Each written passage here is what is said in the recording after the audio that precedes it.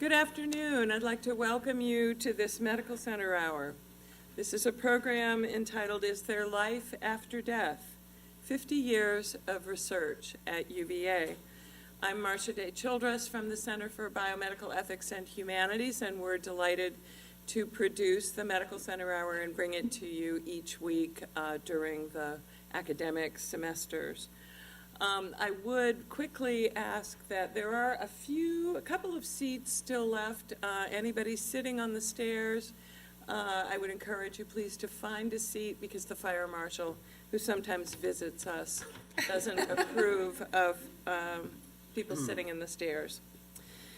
Does some aspect of our personality survive bodily death? Long a philosophical and theological question, in the 20th century, this became the subject of scientific research. 50 years ago this year, in 1967, Dr. Ian Stevenson, then chair of UVA's Department of Psychiatry, created within the department a research unit, now known as the Division of Perceptual Studies, to study what, if anything, of the human personality survives after death. Dr. Stevenson's own research investigated hundreds of accounts of young children who claimed to recall past lives. In our Medical Center Hour today, one of our History of the Health Sciences lectures, faculty from the Division of Perceptual Studies highlights this unit's research initiatives since its founding. They will also preview the unit's priorities and partnerships for its second half-century. We are delighted to welcome 4 presenters to cover this span of studies. On my immediate right, Jim B. Tucker, who is the Bonner-Lowry Associate Professor of Psychiatry and Neurobehavioral Sciences. He's also the director of the division. Next is Bruce Grayson, Chester Carlson Professor Emeritus of Psychiatry and Neurobehavioral Sciences. Third is Kim Penberthy, the Chester Carlson Professor of Psychiatry and Neurobehavioral Sciences. And finally, on my far right, Ed Kelly, Research Professor of Psychiatry and Neurobehavioral Sciences. They will be presenting in this order. By way quickly of some historical background, I'll mention that the Medical Center Hour in past years often addressed the Division of Perceptual Studies research, especially Ian Stevenson's internationally known studies of children with possible past lives. And indeed, Ian presented here multiple times about his work. His research, like that of his successors in the division, is, I think, especially noteworthy for the scientific rigor with which it was performed. Indeed, Dr. Stevenson's standard for impeccable science was extraordinarily high, and it even continuously challenged him in his own work. I'd like to say that today's program is co-presented with the Historical Collections of the Health Sciences Library and with the Department of Psychiatry and Neurobehavioral Sciences here at UVA. All of the speakers have completed disclosure forms, and none had conflicts of interest to disclose. So we'll start with Dr. Tucker. Welcome. Thank you.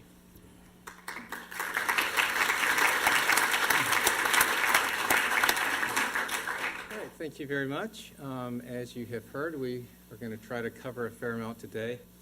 I'm going to start by telling a little bit about the history of our division, and then we'll each talk about one particular area of research, and mine will be this work that Marcia mentioned that Dr. Stevenson began with young children who report memories of past lives. As she said, we do not have anything to disclose as far as conflicts of interest. So the story begins with Ian Stevenson, and he came here to be the chairman of the Department of Psychiatry in 1957. At that point, he was in the middle of quite a successful mainstream career. He had nearly 70 publications to his credit at that point. But he also had an interest in parapsychology. And after he had been here a while, he heard about these cases of children from various parts of the world who described memories of a past life. And he decided to go investigate those cases. He was able to fund that travel with the help of Chester Carlson, which is a name you've already heard with people holding the Chester Carlson chair. Chester Carlson invented the Xerox machine, so he was quite wealthy, and he became a big supporter of Ian's. So in 1967, with Carlson's help, Ian was able to step down as chairman of the department and establish what we now call the Division of Perceptual Studies. So that this year marks our 50th year anniversary, and we've been going strong ever since then. And most of the time, our home was this old clapboard house on Wortland Street, which is now student housing. A few years ago, we moved to our current home, which is near the downtown mall, and we certainly don't occupy the entire building. But we do have the Ian Stevenson Memorial Library there, which has over 5,000 books in it. And we also have a neuroimaging lab. And as for Ian, once he established the division in 1967, he spent the bulk of the next 40 years focused on these cases of children reporting past life memories. He published numerous books and papers about them. One of his books was reviewed in JAMA, and it was actually reviewed by the book review editor, who wrote, "In regard to reincarnation, he has painstakingly and unemotionally collected a detailed series of cases from India, cases in which the evidence is difficult to explain on any other grounds. He has placed on record a large amount of data that cannot be ignored." So to tell you a little bit about this phenomenon, we have now studied over 2,500 cases from around the world. They are easiest to find in cultures with a belief in reincarnation, but they have been found wherever anyone has looked for them. They have been found on all the continents except Antarctica. And they typically involve very young children who spontaneously start talking about a past life and a recent ordinary past life. These kids are not claiming to be Cleopatra or Julius Caesar or anything like that, just describing somebody who lived and died. The one part of the life that's often out of the ordinary is how the previous person died. In over 70% of the cases, the previous person died by unnatural means, meaning murder, suicide, accident, combat, that sort of thing. And often the kids, in fact, in most of the cases that we've investigated, the kids give enough details so that people have been able to confirm that somebody did actually live and die whose life matches the details that the child gave. Now, along with the statements, the children often show emotional or behavioral features that seem connected to the material they're describing, and I'll give you an example of that in a minute. In addition, some children even have birthmarks or birth defects that match wounds, usually the fatal wounds, on the body of the previous person. And Ian studied a lot of these cases. One was a little girl who remembered the life of a man who got his fingers chopped off as he was being murdered, and the little girl was born with her hands looking like that. There was a boy who remembered the life of a boy in another village who had lost the fingers of his right hand in a fodder chopping machine, and the second little boy was born with his hands looking like that, which is quite an unusual defect. And then there was a boy who remembered the life of a man who had been killed by a shotgun blast to the side of his head, and the little boy was born with just a stump for an ear and an underdeveloped right side of his face. Ian also listed 18 cases in which children were born with two birthmarks, ones that matched both the entrance wound and the exit wound on the body of a gunshot victim. Now, in recent years, we have focused more on American cases, and we can now say with certainty that this is not purely a cultural phenomenon that takes place in areas with a belief in reincarnation. because we have lots of American cases, and most of them take place in families who had never believed in reincarnation before the children started talking about a past life. So I want to give you an example of a case, and then I'll turn things over to Bruce. This is a case that got some publicity a few years ago. It's a little boy named James Leininger. Oh, he's not so little anymore, but James was the son of a Christian couple in Louisiana, and his dad in particular was quite opposed to the idea of reincarnation before all this started. But around the time of his second birthday, James started having horrible nightmares multiple times a week in which he would be kicking his legs up in the air and screaming, "Airplane crash on fire, little man can't get out." And during the day, he would take his little toy airplanes and he would say, "Airplane crash on fire," and bam, he would slam them into the family's coffee table. He did this over and over again, and his parents are apparently tolerant people because their coffee table had dozens of scratches and dents from "airplane crash on fire," bam.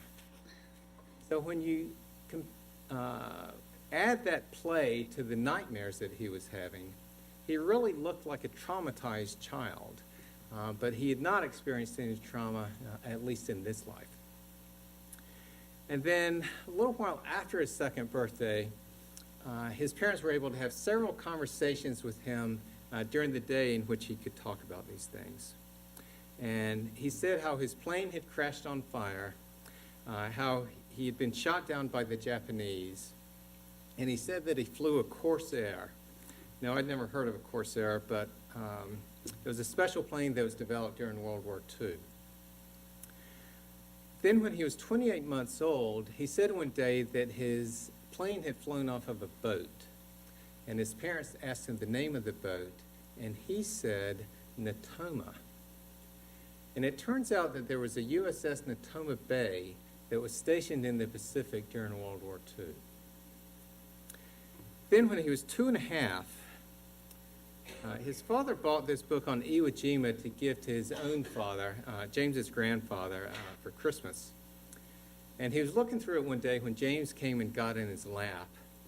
And they were thumbing through it, and they got to this page, and James pointed at the picture and said, "That's where my plane was shot down." And his dad said, "What?" And he said, "My airplane got shot down there, Daddy." And that just floored his dad that his 2.5-year-old was talking like that. And then he learned that, in fact, the Natoma Bay did take part in the Iwo Jima operation. Then when James got old enough to draw, he drew dozens and dozens of pictures of planes and battle scenes, and he always signed them James 3 and said that he was the third James. Well, eventually with all this going on, his dad did begin to wonder if he was remembering a past life. So when James was 4.5, he went to a Natoma Bay reunion. And he learned that one and only one pilot from the ship had been killed during the Iwo Jima operation. This was a young man from Pennsylvania named James Houston. So what we can do is compare what James Leininger said to James Houston's life to see how well they match. Now, James's parents said that he also talked about family life before the war, but we don't have documentation of those statements that was made before Houston was identified.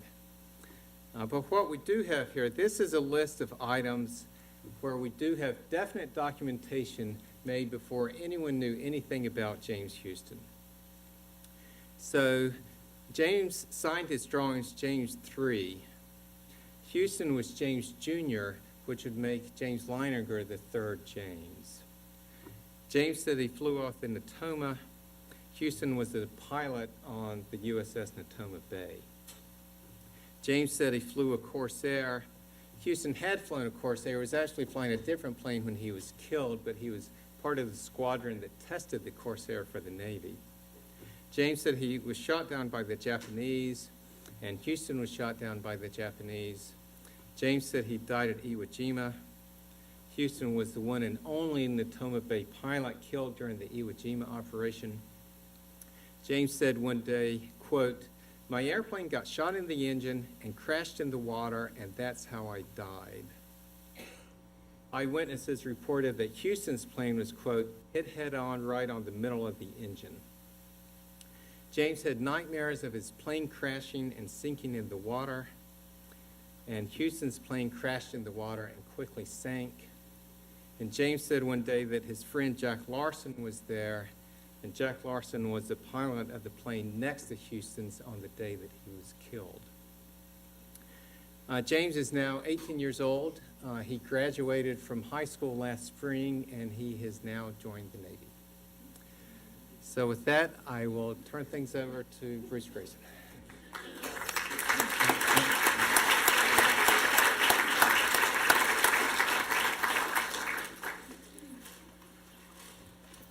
Thank you, Jim. Among the phenomena that we've been studying at the Division of Perceptual Studies, or DOPS, for the past 40 years have been near-death experiences, or NDEs.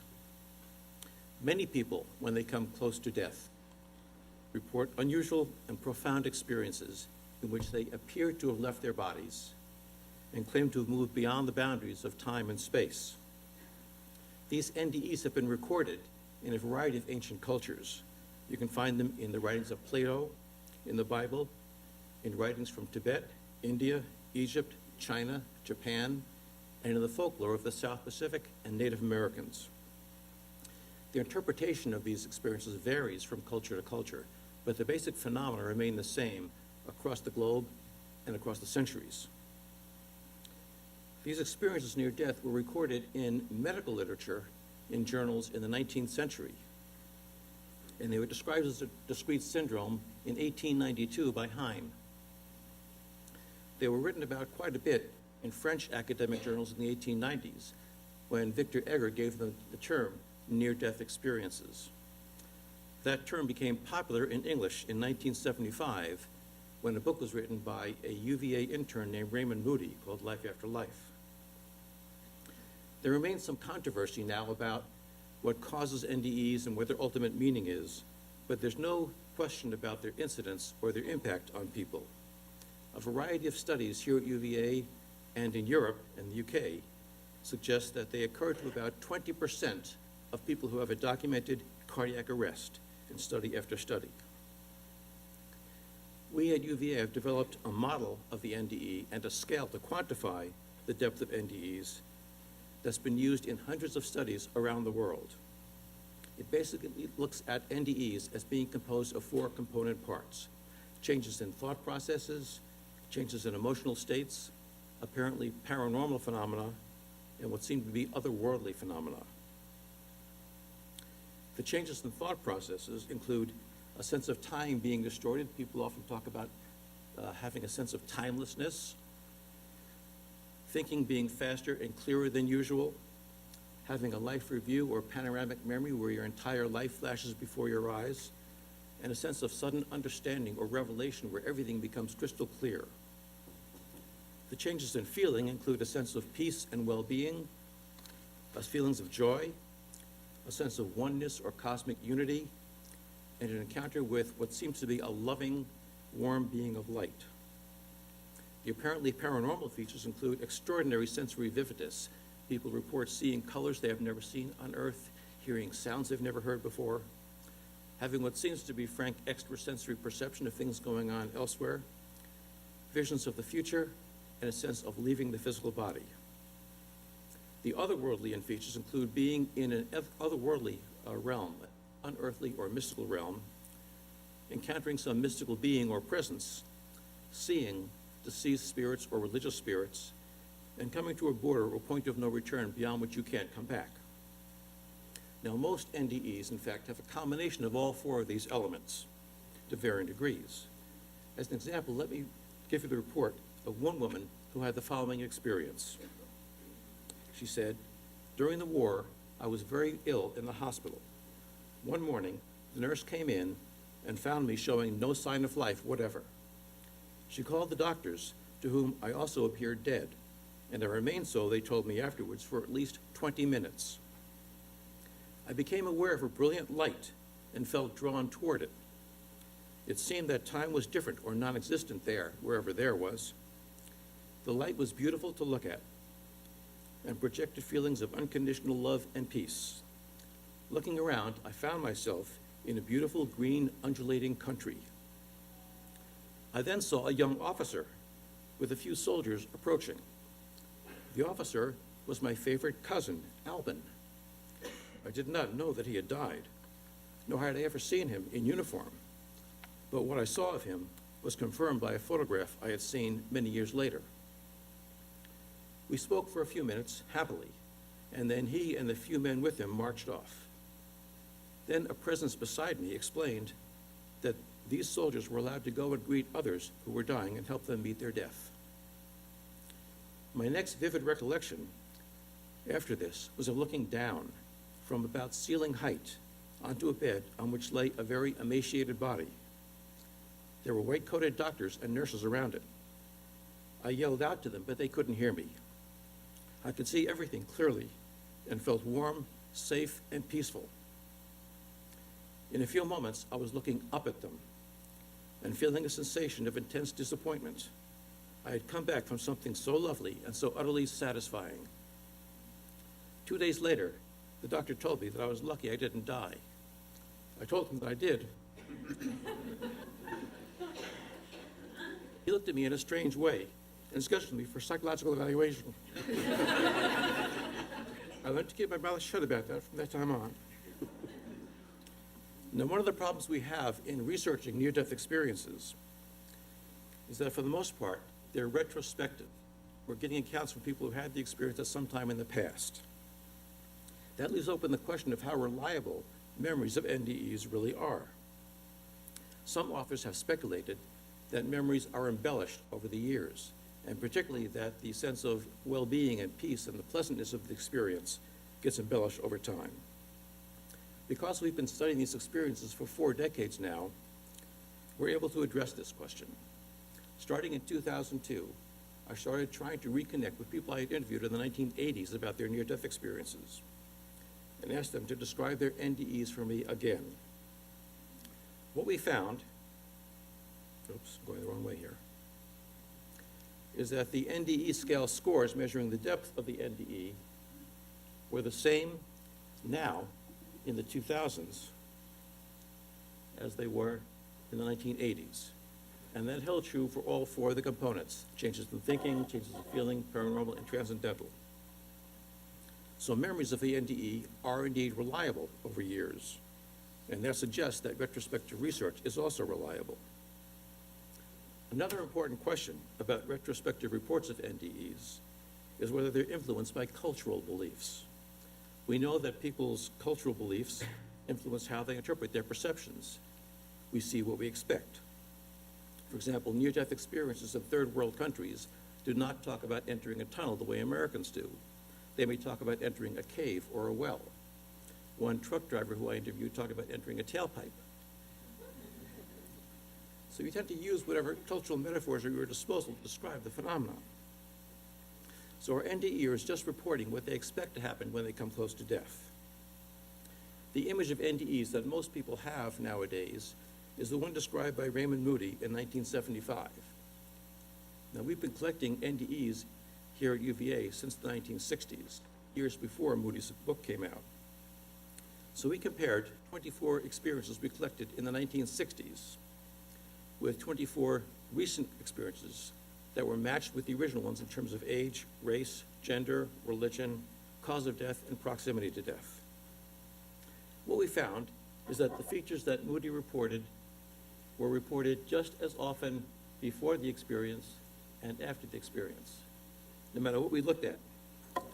The out-of-body experience, the feeling of peace, meeting others, a being of light, noises, or life review, all reported before Moody had described them as often as they are now. And that also held true for the after effects that Moody reported. Attitude changes, loss of fear of death, difficulty telling others, belief in survival after life, and corroboration of extrasensory perceptions all reported as often before Moody described them as after. So reports do not seem to be influenced by the widespread public knowledge of NDEs. Although the interpretation of the phenomena may be influenced by culture, the actual experience appears not to be.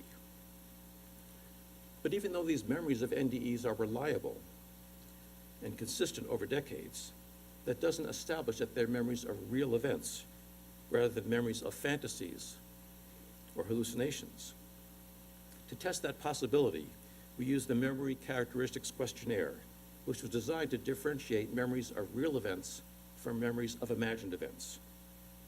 This Memory Characteristics Questionnaire taps into 5 aspects of memories that reliably differentiate memories of real from imagined events. It includes the clarity of the memories, including the visual detail, sensory aspects like sound, smell, taste in the memory, contextual features like the memory for location and spatial arrangements, thoughts and feelings during the recalled event, and the intensity of feelings both during the event and now remembering it. We asked people who had come close to death to rate their memories of that event, and also of real events that happened around the same time in their lives, and also about an imagined event from that time in their lives. What we found is that for those people who had NDEs, the near-death experience was remembered with more clarity, more detail, more context, and more intense feelings than real events from the same time period. NDEs were recalled as realer than real events to the same degree that real events were remembered as realer than the imaginary events. On the other hand, people who did not have NDEs reported their close brush with death to be as real as other real events, but not realer. So NDEs are remembered with great consistency over decades, and are recalled as realer than real. How do we explain them? There are no variables that we found yet that can predict whether someone's going to have an NDE, neither age, race, gender, religion, religiosity, or mental illness. There's been lots of speculation about physiological variables that may be involved in NDEs, but the bottom line is that it's hard to reconcile enhanced mental function, thinking and perception being clearer and sharper than ever before, with impaired brain function, as you have in deep anesthesia or cardiac arrest. So why are near-death experiences of interest to health professionals? One reason is that there's a consistent pattern of after effects from near-death experiences, changes in beliefs, attitudes, and values. And these have been corroborated with long-term studies and interviews with significant others. We see increases in spirituality, a sense of concern or compassion for others, appreciation of life, a sense of meaning or purpose, confidence and flexibility in your coping skills, and a belief in postmortem survival. And along with these, we see decreases in fear of death, a decreased interest in material possessions, decreased interest in status, power, prestige, and fame, and decreased interest in competition. A second reason that NDEs are important to us is for what they suggest about survival of bodily death. As Dr. Tucker mentioned, our division was founded to explore the possibility that something may survive after death, and NDEs do provide some evidence on that question. For example, we have enhanced cognition when the brain is impaired, such as by anesthesia or cardiac arrest, which suggests that the mind is not just what the brain does. Second, we have accurate perceptions from an out-of-body perspective. A recent review of over 100 published cases of people who had left their bodies during an NDE and reported seeing things showed that greater than 90% were 100% accurate. Further evidence of the potential independence of mind and brain. Third, we have accurate information that's imparted by deceased visitors in the NDE, such as the location of an important document or hidden treasure, which is evidence that these are encounters with interactive beings, not just mental images of the deceased. A striking example of this are NDEs in which the person meets, in the experience, someone who was not known at the time to be dead. An example was the experiencer I mentioned before, who saw her cousin Albin, who she had not known, had died. Of course, she did know that he was a soldier, so it's conceivable she could have imagined that he had died, but that's not always the case. We also have the NDE from a young girl, an only child, who almost died during heart surgery and said that in her near-death experience during surgery, she met someone who identified himself as her brother. When she told her father about this, he was so moved that he confessed to her that he had had a son she didn't know about who had died before she was born.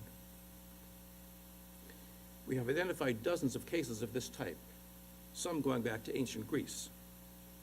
The bottom line is that our culture tends to talk about death as if it's the end of all existence. But NDE suggests that it may be more like a change of state.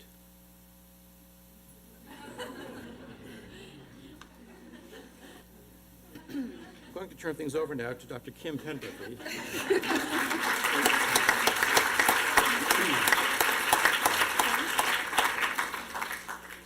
I'm happy to follow the snowmen. I love that. Well, thank you. I am Kim Penberthy, and I am the newest member at DOPS, and I feel very honored to be part of this esteemed group and bring with me what I'm going to talk about now, which is some of the directions we're moving in. As you heard, there's been an extensive history of research in the area of near-death experiences and children who remember past lives. That's not all that we are doing, though, or have done. And so I'm going to describe to you a little bit, very briefly, some of the work I'm doing, and then my colleague, Dr. Kelly, will finish up. So the areas you've heard of are important because of the main question and mission that DOPS has, of this idea of survival, this idea of the relationship between what we call the mind and the brain, and are we more than just the bodies that we inhabit? Additional research thus builds in that area, which would make sense. So the areas of research that we've strategically outlined and planned and sort of begun to collaborate in include areas that build upon this, including continued work in the areas you've heard about. We're also looking to expand and focus our research in the area of end of life. I work in the Cancer Center as a clinician. I'm a clinical psychologist working with palliative care. And we have a lot of questions about all the experiences of people while they were dying, the experiences of people who are working with the dying. And we'll hope to launch research in that area and begin hopefully this fall with a big event that we have. We also have a strong background in the neuroimaging field and have specific dedicated researchers to look at this. So the folks you've just heard about and you've heard alluded to, we can look at their brains and look what is going on with various imaging sort of strategies, including EEG, other neuroimaging capacities that we have, and we have brilliant people doing that work. So we're always looking for individuals where we can sort of use these techniques and develop our hypotheses and test them. We also are looking at the phenomena that exist where we can experience some of this ability without having a near-death experience or a memory of a past life. These are some extreme examples that promote these things that that Bruce was talking about. And one of the areas of research for me is how can we achieve these sorts of states of mind, this level of consciousness, with intentionality. So not all of us will have a near-death experience. Not all of us will remember a past life. Does that mean we're excluded from this realm of understanding? And I don't believe that's necessarily the case. So my interests fold into what we've talked about, this idea of this optimistic idea that we can achieve this. So one area of research that I have is looking at intentional strategies to develop these and understand this relationship between consciousness and the physical world. So I have currently got funding to look at the development of these skills and how they may be associated to people who are practicing mindfulness, meditation, various forms of yoga, and I'm collaborating with my colleagues at the Institute of Noetic Sciences in California, where we have some preliminary data to demonstrate that there seems to be an association. And the reality is, I mean, this is what some of these practices were developed for, or to enhance these abilities. And we often, in our modern day research, don't ask about them. So we might teach someone how to meditate and measure their blood pressure and see that their blood pressure went down, which is pretty darn amazing in and of itself. We don't ask them, however, did you notice if you were more intuitive, or that you've had any kind of other extraordinary experiences? And it turns out if you begin to ask people, many of them will report that. So we're now currently looking at prospectively monitoring this in cohorts here and in California. And looking at, again, in the tradition of DOPS, us in a scientific way, what we can find in that area. I have research looking at developing a mindfulness-based intervention for people with lupus. There have been very few developments in this area for decades, and we were charged with this task of looking at, can doing a mindfulness exercise not only reduce the stress, improve fatigue, but can it actually change biological markers, markers of immunological functioning or inflammation, IL-6, these sorts of things. And again, this is a big deal if we can look at intentionally developing these skills in order to help ourselves that way and help other people. So through the research at DOPS, I would just like to emphasize what we do is we strive to challenge some of the entrenched mainstream views that may be held in medicine even, and evaluate empirical evidence regarding consciousness and its relationship to the physical world, including our body and the mind and the brain, and looking at whether they are indeed distinct and separate. This is the work we do, and I'm going to hand it over to my colleague to discuss this a bit further, because it's important to understand the ramification of what this might mean, not just for ourselves, our health, our well-being, but I would challenge you to think about for the future of our Earth and our people as a race. So thank you.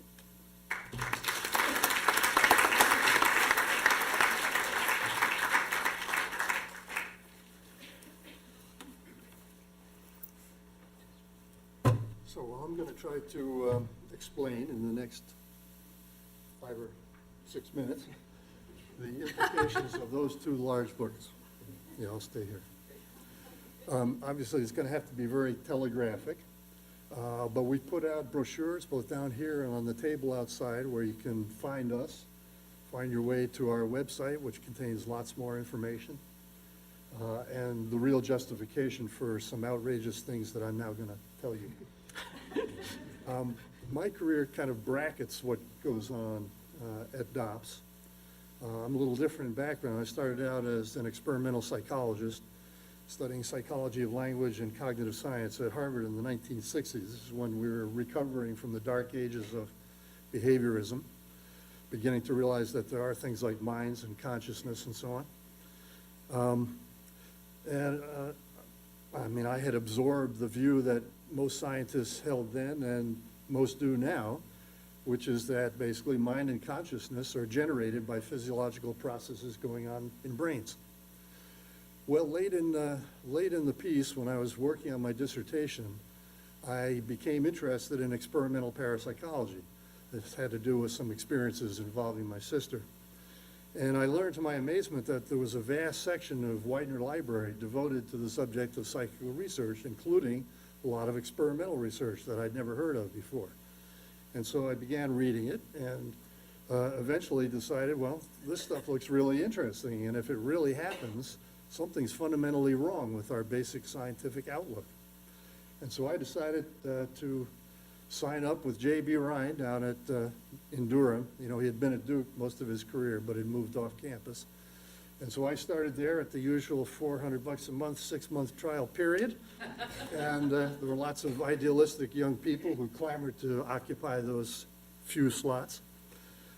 Within a month, I met a guy who erased any doubts I still had about the existence of the basic phenomena that Ryan was studying. This guy could do basically anything we asked him to do. He succeeded at controlled psi tasks at prodigious levels of statistical significance. So the first take-home lesson is, whether we like it or not, psi phenomena exist as facts of nature, and science is going to have to come to grips with that fact somehow. I had also gotten interested because of some things we found out about this guy in the possibility of measuring brain waves in relation to his performance in these tasks. And I won't go into that in any detail, but I'm happy to say that even though it kind of petered out at that time, this was in the School of Engineering, Electrical Engineering Department at Duke, where I encountered my colleague Ross Dunseith over here. Raise your hand. We spotted him. He was an undergraduate at the time. He's been with us ever since. Anyway, that group was there. We made some headway, but the technology really was not up to it. We laid the kind of conceptual technical foundations, but couldn't do many of the things we hoped to do. We now have established at DOPS a really first-class neuroimaging facility and can begin to do things now that we could only dream about back in the 1970s. Okay, but now we come to the other part closer to this. I had to give up psycho research for a good long time, worked in neuroscience at UNC Chapel Hill, all the UVA enemies, right, the core. Yeah, and we did some good things there and continued to develop our EEG techniques and so on. But I was anxious to find a way back into the field, and actually married one of Ian's longtime research collaborators, Emily Williams, in 1998, and retired early and moved here in 2002 so that we could work intensely on the first book, Irreducible Mind. Now, the way that came about was that Mike Murphy, who you may know as the co-founder of Esalen Institute out in Big Sur, California, which is now an island, apparently, by the way, due to the recent storms. He's an amazing man, much like Ian. In fact, we dedicated our book to Ian and Mike jointly, even though they never met in the flesh. They're both kind of descendants of the original founders of psychical research, that is, in the breadth of their scientific vision. Mike was well aware of the prevailing view in neuroscience, and that if that view is correct, there can be no survival, period. And that's an inescapable fact. If mainstream view of production of mind and consciousness by physiological processes in the brain is correct, there can be no survival. That's the fundamental biological objection to survival. And it's been elaborated ad nauseum in a recent book called The Myth of an Afterlife. Anyway, we started by just reviewing evidence for survival, which Mike was very interested in. But we gradually realized that we needed to undertake a much bigger project in 2 stages. Irreducible Mind is the first stage, where we assembled in one place a whole lot of empirical evidence that we think disproves the conventional view of mind-brain relations. We incorporated all of the experimental parapsychology and survival research by reference. Didn't want to make it a book about science survival, but we wanted to use that evidence, so there's a big annotated bibliography in there. But we then went on to describe a variety of other well-documented empirical phenomena that are difficult or impossible to explain from a conventional point of view. And I won't go through it. They include things like extreme physiological influence, the manufacturing of things like stigmata or hypnotic blisters, even blisters having a specific geometrical form. They include in particular cases of the sort that Bruce talked about, near-death experiences under conditions such as deep general anesthesia and or cardiac arrest.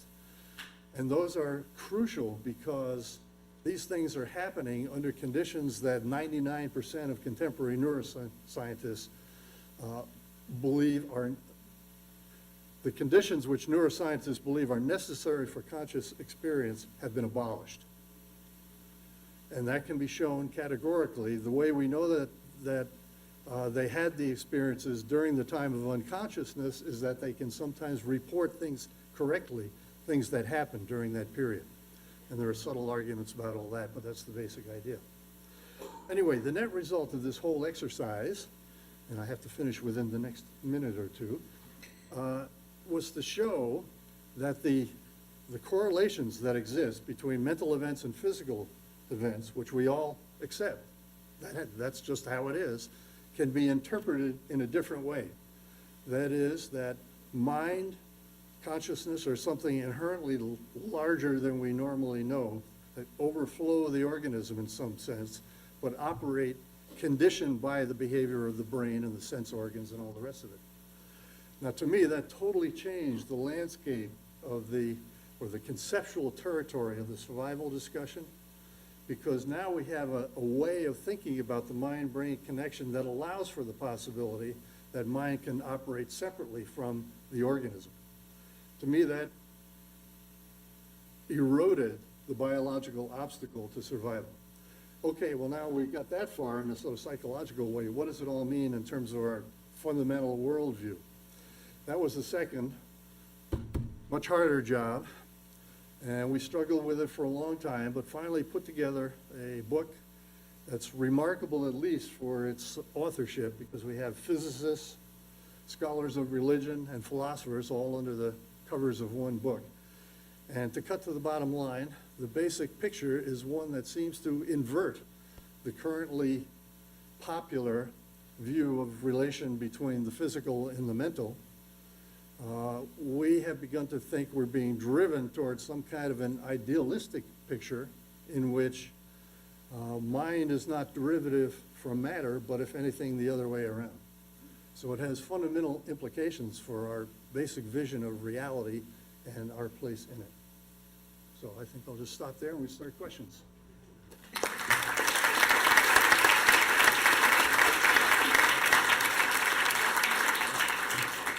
Thank you.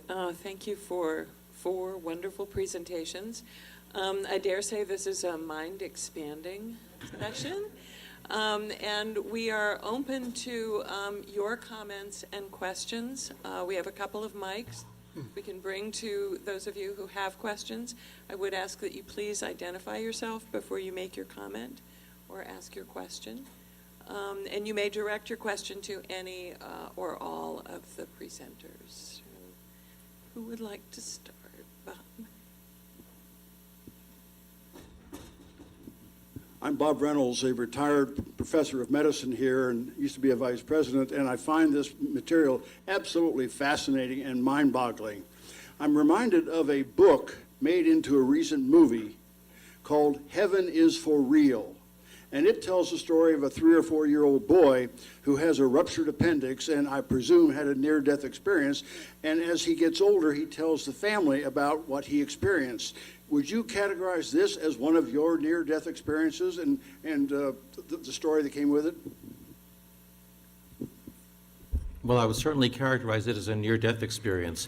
There are a lot of questions about this particular case. He was a 4-year-old boy, as you said, and his parents were quite religious. In fact, his father was a pastor, and there's a lot of suggestion that his account was kind of filtered through the parents' belief system. That does not, of course, change the phenomena that he reported. He did, in fact, encounter some deceased relatives that he didn't know and so forth. So there are some phenomena that classify as a legitimate near-death experience, although the trappings may be colored by his family's belief system. Hi, I'm Nita Regal. I'm a retired nurse practitioner. First, I want to give a shout out to Dr. Tucker's books for anybody who hasn't read them. They're really extraordinary, and I think it underscores the rigor of your research. But I have a question for Dr. Grayson. When I was a nurse practicing in the coronary care unit, I had a few patients that I can recall that talked about what sounded like near-death experiences. But there was one patient in particular that it was so disturbing. I mean, I still remember his name and the vision because it was really unsettling to him. It was not a pleasant experience. It was he actually saw on a rainy day, it was during a cardiac arrest, he talked about being up in the room, being able to see things going on that were confirmed. But then he talked about this experience where he actually saw his funeral. It was a horse-drawn carriage. It was very, very unsettling to him. So it was not that peaceful, sort of calming effect. Have you come across any experiences like that? I don't know if it was a near-death experience or not, but it was just very different from anything I'd ever heard. Yeah. There certainly are a number of experiences that seem to qualify as near-death, but they are not pleasant. We don't know how many there are because it's hard to get people to talk about these things.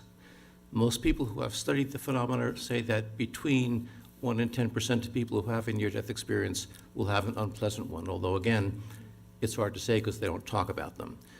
Nancy Evans Bush, who herself had a terrifying experience, wrote a book about it called Dancing Past the Dark, in which she describes not only a range of unpleasant near-death experiences, but how to deal with them and how to make them into creative, positive experiences. Most mythological heroes' journeys include travels through terrifying travails to get to the final enlightenment or goal. And she kind of interprets it in terms of that some people need to go through these horrible things to get to the end point. Because we don't have many of these experiences to look at, we don't know what goes into making a near-death experience pleasant or unpleasant. With some people, we know that what makes them unpleasant is the difficulty in letting go. And people who are very rigid personalities find themselves out of their bodies and are terrified by that experience. So instead of embracing the experience, they fight against it, and that itself makes it terrifying. But that's not the whole answer. Hi. Hi, I'm Mary Stack, and I very much believe in what you're talking about and done different readings on it. And I remember, so Oliver Sacks, his book Hallucinations, he's poo-pooing this. What is your response to what he says? Oliver Sacks presents the standard materialistic position that the brain creates the mind, and he pretty much discounts all the phenomena that we look at and credit. And I don't know what his rationale is for discounting this, except that they don't agree with his worldview. Interestingly, he started one of his books, Musicophilia, with the near-death experience of Tony Sikoria, who was the orthopedic surgeon in Rochester who had a near-death experience when he was struck by lightning, and then had a total personality change. He started composing classical music, which he had never been involved with music before. Totally changed his life. And yet Sacks interpreted this as just an artifact of the brain his brain being fried by the electricity. So I know that he knows of our work, and he has read it, and just thinks that's not worth paying attention to. I'm Greg Patterson. I'm the Gamma Knife Nurse Coordinator here at UVA. Is your institute using anything to study like isochronic or binaural acoustic waveforms to alter mental status, such as in a lot of the popular literature, they're using theta waves, delta waves to elicit out-of-body experiences, healing, changing brain chemistry, things of that nature? We're certainly interested in that subject. I mean, one of the implications of the kind of psychological model that I sketched is that we potentially have access to all kinds of capabilities that normally we can't access. Sometimes people blunder into it, through having a near-death encounter of some sort. Some through meditating for decades. And maybe there are all kinds of other ways of accessing these things that we haven't found out about yet. Some kind of stimulation, whether electrical or magnetic stimulation of the brain directly, or sound of one sort or another. I don't think anybody has discovered anything like that yet that is really all that effective, but the possibilities are definitely there.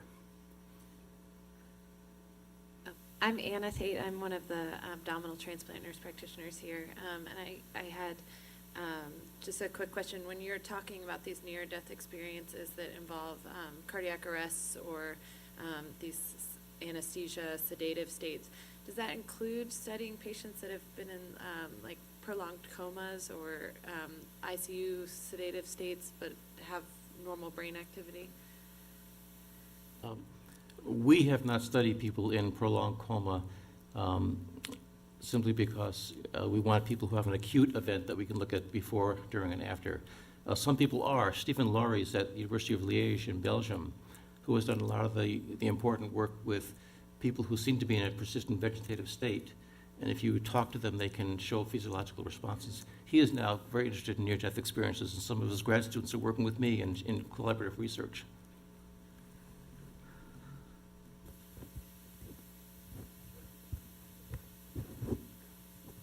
Hello, I'm Victoria. I'm UVA student. I have a question. Is there a scientific explanation why people who experience clinical death have this, that some parts in their brain are activated or they have external powers?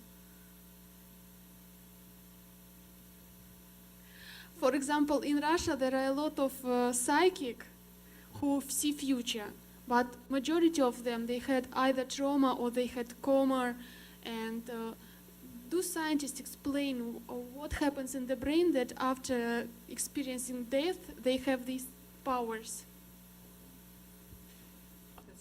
Yeah.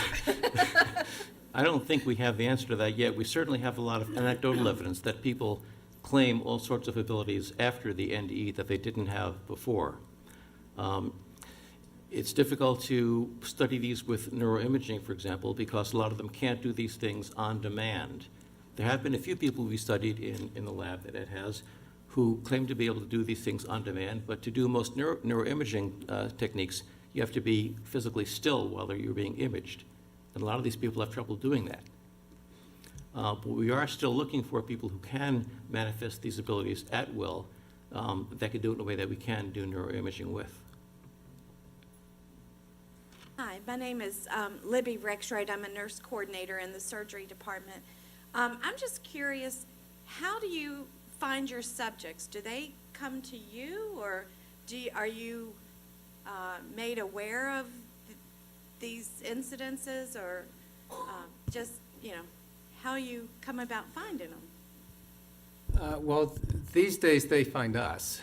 They go online, if a child is talking about a past life, or if somebody has a near-death experience or extraordinary abilities, then they find Ed's lab. And so it would be very hard to go out and find people, but fortunately it's very easy these days for them to find us. If I could add to that, though, it's the hardest part of our job is finding suitable people to work with in our lab. So if anybody knows of anybody who has these kinds of unusual skills, send them our way, please. Over here, Dan Grogan. Unless I missed something, the only percentile correlation you looked at was, or mentioned, was cardiac events and trauma, suicide, war. Does that aspect, or I assume you were looking at the highest correlations, but connecting cause of death with NDE percentages, does that area lead you in any other direction, or is there what's the current theory about why those areas correlate? And then I'd also be interested in your view of the young man of James 3 and his personality, or in the Western context, rebirth or reincarnated folks, what they bring to society after that in the arc of their life. I'll take the NDE part first. We have we have files of more than 1,000 near-death experiences. About a quarter of those are from a cardiac arrest. Most of them are from other causes of death. The problem with a lot of these cases is that it's hard to know how close they were to death because they happened in a car accident or in places where they're not being monitored. We like to study cardiac arrest because we know exactly what's going on with them, so we can get nice figures about that. If you're looking at people who are in a car accident, we don't know what the baseline is, so we don't know how many of them have had NDEs. So it's neater to do research with cardiac arrest, but we do study other people as well. And in fact, we have not found that the way you come close to death has any impact on the type of near-death experience that you're going to have. There are some exceptions, like people who are intoxicated at the time or under the effect of drugs tend not to have as many NDEs or to have shallower, quote, NDEs than people who are mentally clear at the time. So as far as the question of what children who remember past lives, sort of what they then take with them into their life, most of the children, by the time they get to be 6 or 7, stop talking about this stuff and then just go on with their lives, as far as we can tell. Now, some of them as adults say that it did give them more sort of a spiritual outlook. But, I mean, for the most part, they seem to be pretty much like the rest of us. They're certainly not little mystics or anything like that. They're just kind of typical kids. We've done psychological testing with some of them. The only thing that really showed up is they tend to be quite intelligent, but otherwise that they're pretty much just like everybody else. So we've come to the end of our hour, but obviously not to the end of your questions. So you'd be welcome to come down and talk with the presenters following the program. We invite you to join us next week, March 1st at 12 noon, please, because we're combined with Medical Grand Rounds. We have Gerard Clancy here with us, who's president of the University of Tulsa in Tulsa, Oklahoma. He's also a psychiatrist. He will be talking about a story of success in reversing urban health disparities. So please join us then at noon next week. Please now join me in thanking members of the Division of Perceptual Studies for a fascinating hour. Thank you.